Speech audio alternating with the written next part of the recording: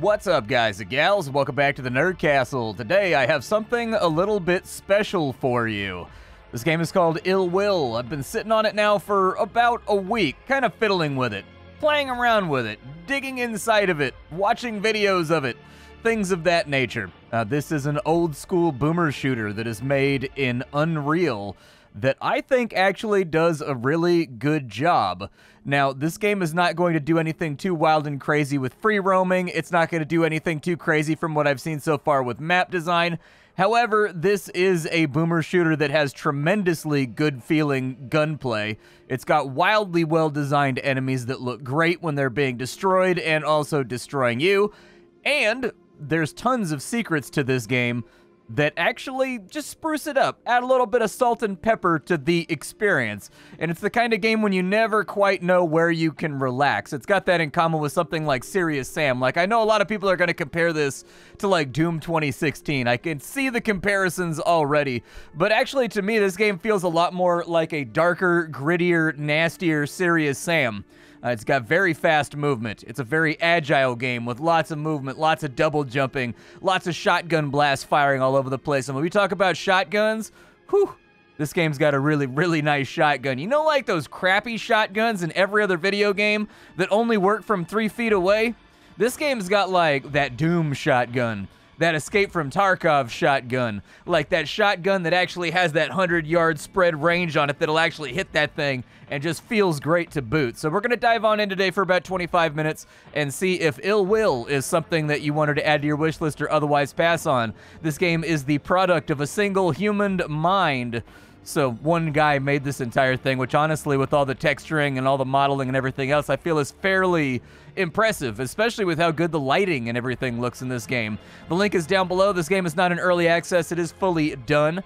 On top of that, you can also look down below and you'll find a Discord where you can hang out with me. I know that's not like the largest treat in the world, but what if I say that there's also a stream down there where you can also treat yourself to me being surly on the internet live? Huh? What if I sweeten the pot with a little bit of that? Yeah, that's what I thought. We're going to start a new game off. Let's dive on in. We'll play on the normal difficulty, and I think we're going to have a good time. So here we are. The first thing I noticed about this game, it's got film grain, and unfortunately there's really no way to get rid of the film grain. You're just going to have to play with it turned on. These are the options right here that you can play around with. The game does feature an FOV slider, just in case you feel as though the game does not have a wide enough field of view for you. You can adjust it, or you can narrow it on down. I don't remember how I got... Yeah, the door opened on its own. I was going to say, I don't remember how I got out of here last time, but I do remember that I got out of here. Now, the world in this game is incredibly surreal. Just about everything in this game just feels like it was dipped in kind of, I guess, the liquid reduction of like a fever dream. Like, you know those really wild dreams you get when you've got like the flu and you're on Robitussin? I saw a lot of influences in this game when I was first taking a run through it. It's a game that you definitely can tell the developer probably liked American McGee. It's a game that's got a little bit of Oddworld in there. It's a game that's got a lot of Tim Burton in there. Some definite Tim Burton influences. He looks friendly. Can you imagine how fast this guy goes through toothbrushes, though? This man's toothbrush expenditure must be out of this world. But there's a lot of visual influences here that I think are really being drawn upon. We can save, we can load mid-level, which is a really nice feature. I've noticed that lately, games have kind of done away with the player's ability to freely save wherever they want, especially in the realm of shooters for whatever reason. Ooh, bullets. I'll take bullets, and those little violins right there, you're gonna want to loot those. Those violins, every single one that you pick up gives you 10% more damage from all guns, basically. It makes everything you have hit 10% harder, and every level has like 3 to 4 violins in it. So picking up the violins can definitely be a force multiplier for your character. And here's our dear friend, the shotgun.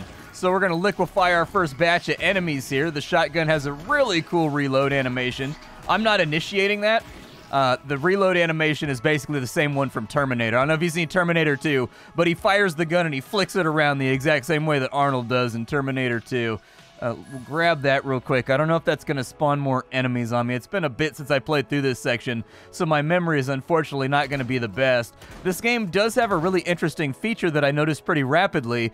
If you run out of ammo for the shotgun, what will happen from there is that you lose 1 health every time you discharge it. So it's actually like impossible for you to run out of ammo in this game.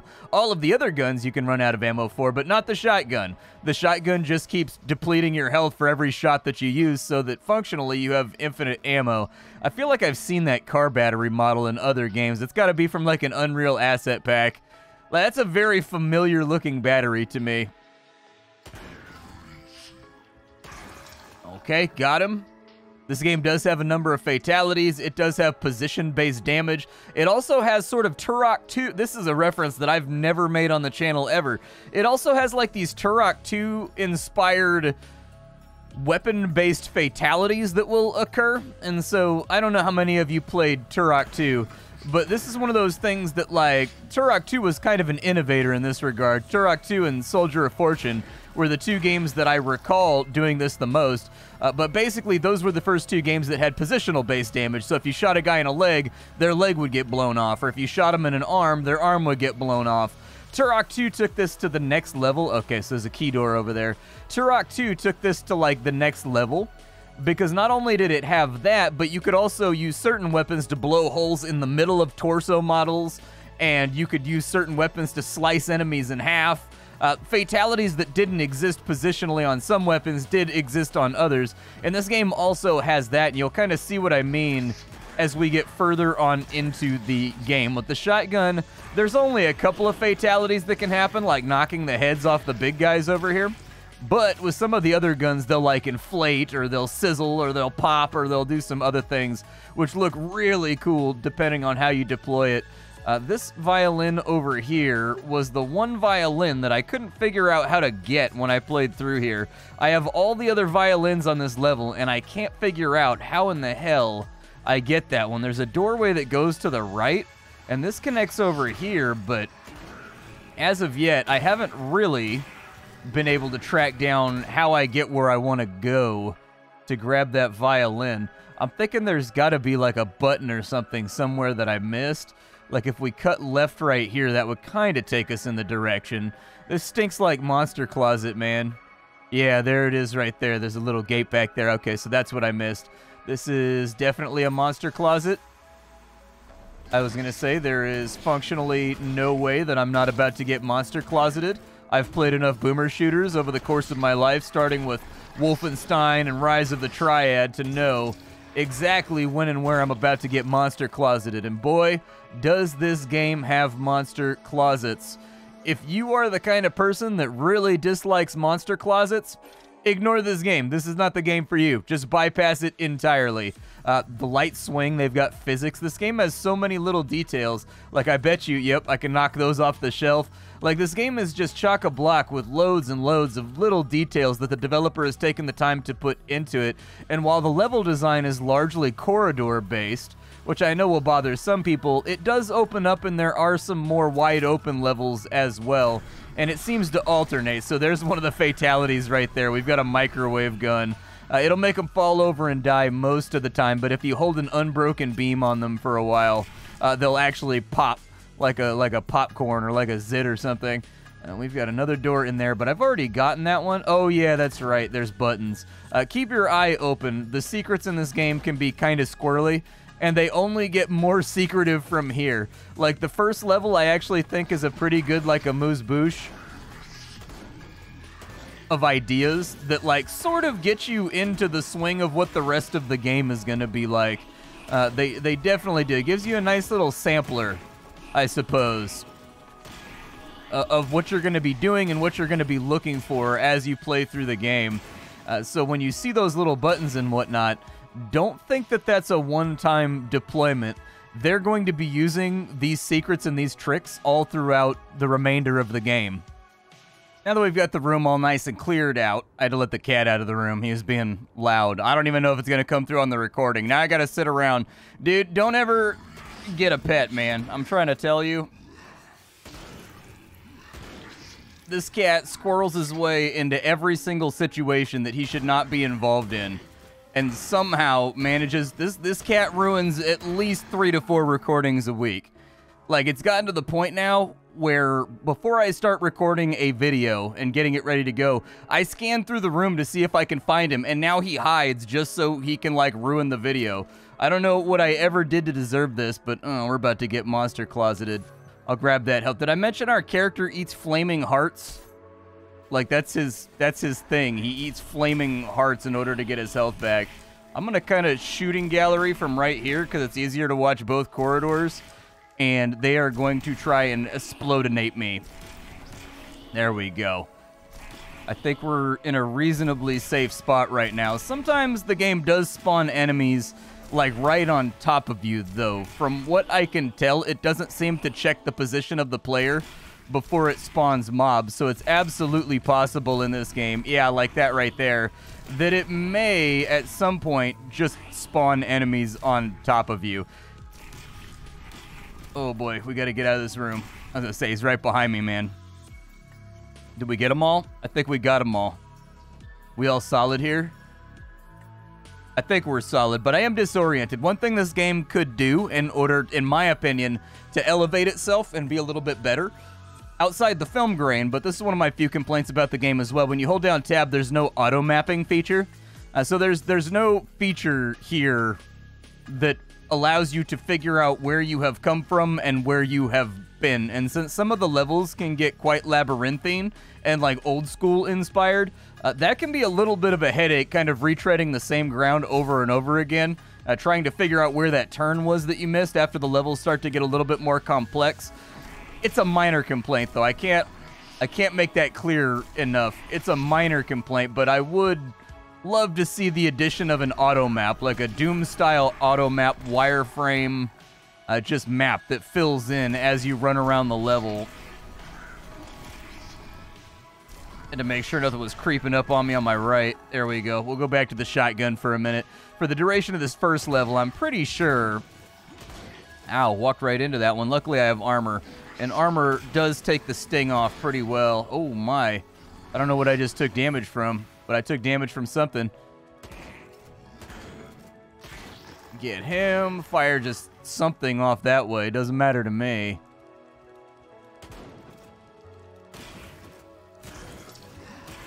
I wish when the little guys... I don't know when the little guys explode if they actually do damage to all their compatriots.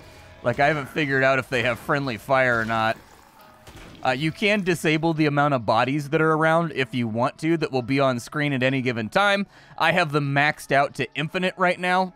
It may cause performance issues for you, though, but I'm the kind of person that I like to see the mayhem that I hath wrought laying all throughout the level as I go back through it, because it makes me feel good inside. It makes me feel like I am indeed the ultimate, most sexiest warrior. And that's, I think, an important thing that a game can kind of shower upon my head. I don't get that from a lot of places in life, feeling like I'm the most awesomest, sexiest warrior. You know, there's not a whole lot of belly rubs flying around this neck of the woods, so, you know. I gotta get it from the video game. And there's our first level down. Apparently we missed 4 guys. We got all 3 violins, though, which is good. So on to the next level. We only have 10% bonus damage on this level, so that's actually one thing I wanted to verify on, like, replaying through this beginning section of the game, is I wanted to see how the violins affect things. Like, do the violins stack throughout the entire game? The answer is no. It looks like the violins are per level. So we don't have our 30% bonus from the previous level. We just have a 10% bonus, I guess. And I don't know if that 10% bonus is because I've played through this level already and it's still counting that violin, or if it's because we got like a 3 out of 3 bonus for the previous level and that gives us a 10% extra for the upcoming section. No clue. There's bad guys. Yeah, we've got a new enemy right here. The game does have a decent smattering of enemy variety. By the time you get to the end of the second level, you've probably seen about 5 different enemy types that all have their own attack animations and way of approaching the player. I hear him. There he is. I was going to say, I hear him back here. Like, I know he's back here, and I don't want to leave him because I feel like that's not going to work out super great for me. I don't know what's up with all these LEDs laying around all over the place. I'm guessing that they're just like a decorative process for the level to, like, throw light around. I'm not really too sure. Hey, buddy. Oh, he's got a squad. My recommendation is get rid of the little naked mole rats first. Like, the little clawy naked mole rats tend to be the biggest threat, in my opinion, at least till later. Once we get further on into the game, there's kind of like these beholder-style enemies, and those are an issue as well, but go ahead and blast some of these dudes over here. Whoa, all right, calm down. Calm down. The gun that we picked up, that's right. You guys probably want to see the gun we picked up. The gun we picked up is a leech shotgun, so it fires leeches that stick to the enemy, and they do like a damage over time effect. I don't find them to be that great, but they do have a cool fatality where they cause the enemy to go gray by sucking all the blood out of them. And so there he is right there. There's my little sluggy buddy. I don't know. I thought that was an interesting little interaction. Like, I don't know that I've ever actually seen in a shooter before. I don't know that I've seen in a shooter a gun that converts its bullets into health pickups after they siphon off an enemy for a little while. And I thought that was very creative thinking. Like, that's something that you would expect to see out of, like, the Borderlands developers, you know? Like, the people that are making, like, the creme de la creme of, like, first-person shooters nowadays. I thought that was a really rad idea. And so I did want to show that off, even though for the rest of the episode, we probably won't see a whole lot of use out of this gun. I'm not like a huge slug gun guy just because of the damage over time effect of it. I guess if you stack up a lot of them, it's kind of okay, I guess. But I do like the way the little slugs are stuck all over the enemy there. It's a very, very cool thing. Just keep firing at these nerds over here. There we go. And I love the fact that they go monochrome after they get sucked dry by the slugs. It reminded me, like, what was that remake with Will Ferrell, where he gets that big mosquito on his back that sucks all his blood out, and they kind of like removed the saturation during that scene from just him? I don't know. It's like Land of the Lost or something like that. Really crappy movie. Like, absolutely terrible movie from probably the most terrible part of when Hollywood was spamming out remakes. But, oh yeah, there's little interactables in the environment too. Like these little cement mixers, they're full of missiles. And if you shoot the button, all the missiles come out of the end of the cement mixer. So the game also has environmental traps that act on behalf of the player. And that's what I mean, is that for like a project that was made by one guy, this shows a lot of really astute observations about the things that make a boomer shooter feel more intricate, feel more interactive on behalf of the player, and feel more interesting, even though if you really reduce the whole thing down, it's a corridor shooter, right? That's what we've been looking at this entire time, is that this is a corridor shooter that's broken up by larger open areas and then back into corridors, like over and over and over again. But what makes the game interesting is just these little details in the gun design, the little details in the way the enemy respond to being shot, the little details in the way each gun fires and what happens when you hit enemies in different spots and what enemies react to being shot based on type. And like this little area right here, I remember this area. So you can see the little critters, they're up inside the cages. Like this game baits you up on top of this van to grab this armor so that you can be king of the hill basically, and blast enemies that are trying to run up and surround you and kill you so that you can have your own. If you've ever seen the original, and who hasn't, the original Doom art with Doom guys standing on top of the precipice while demons are clawing their way up to him and he's shooting, they just manufactured that situation natively in the game. I wish they had leaned into it a little bit heavier and spawned like 3 or 4 times as many enemies to make it really feel like you were dominating for that King of the Hill spot right there. But once again, that's exactly what I'm talking about, is it has these interesting little set pieces and these interesting little details and just like these specificities in the way that it chooses to do things that makes me think the guy that designed this has like a big future in first-person shooters, because this game is rad. And the weird part is this developer hasn't really done much before this game. Like, his previous game was like a rabbit game or something. Like, I don't know. I didn't look at it too hard just because, like, cutesy rabbit stuff is not kind of like my deal. This is definitely more my speed for the game that I like to enjoy.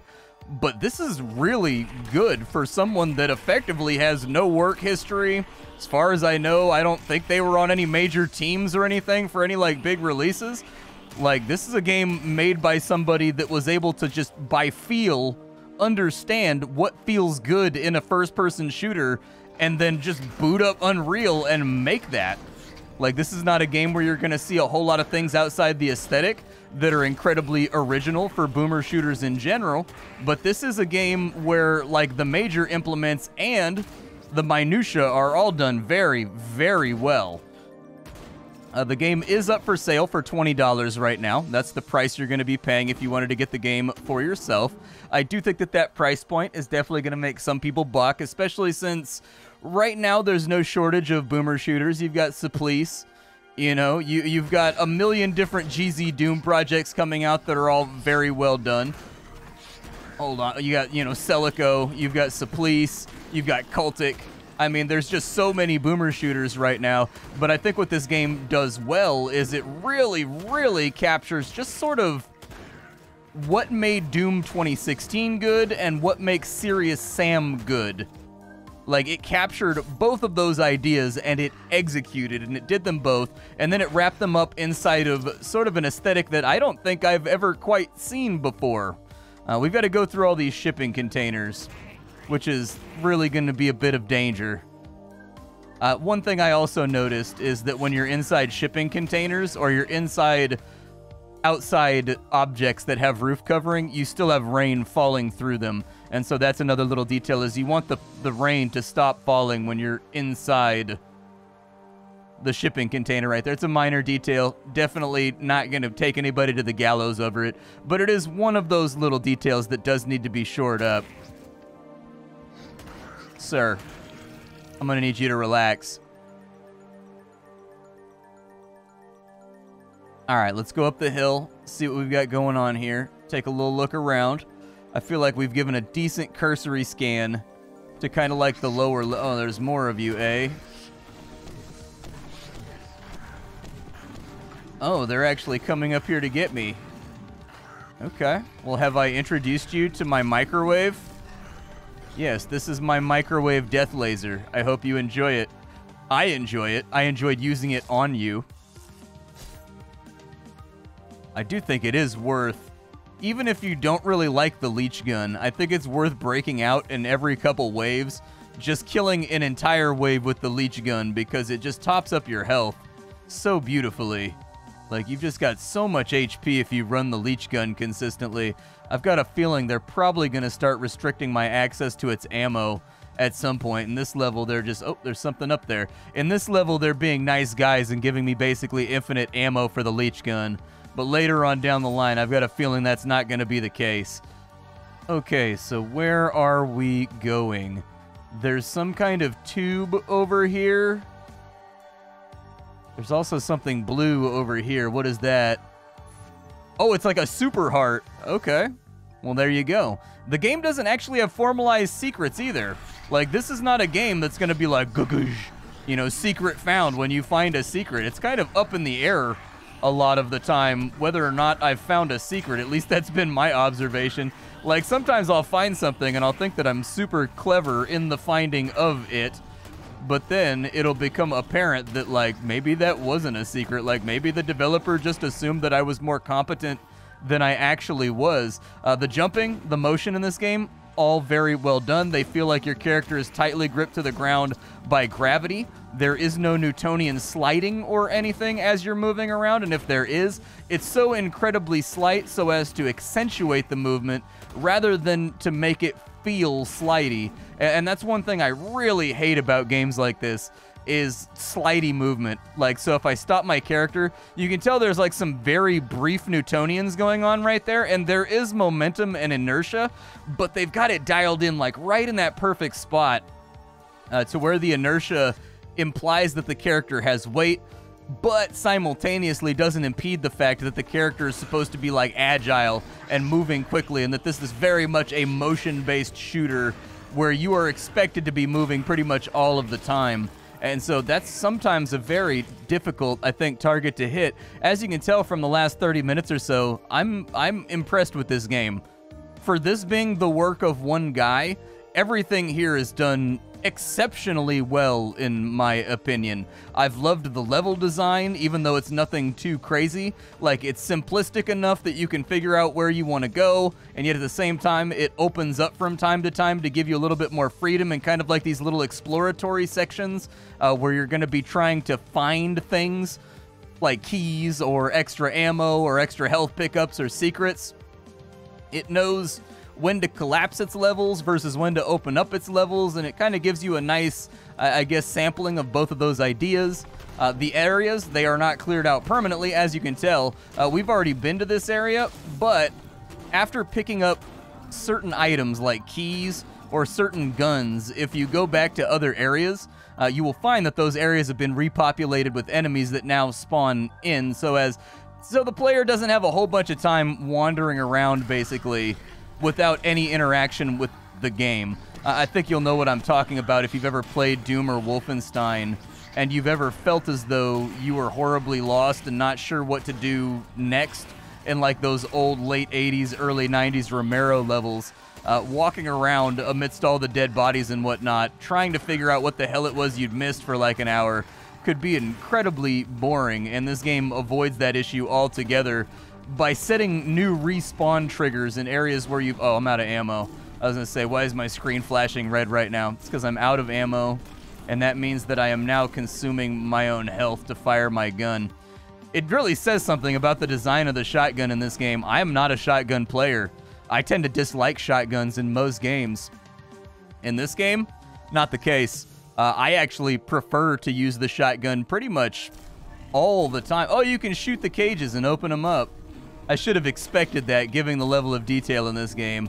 Does anything happen if I let them out of the cages and shoot them? Like, does it open anything? No. Sometimes there's little interactions like that, so I figured I would check.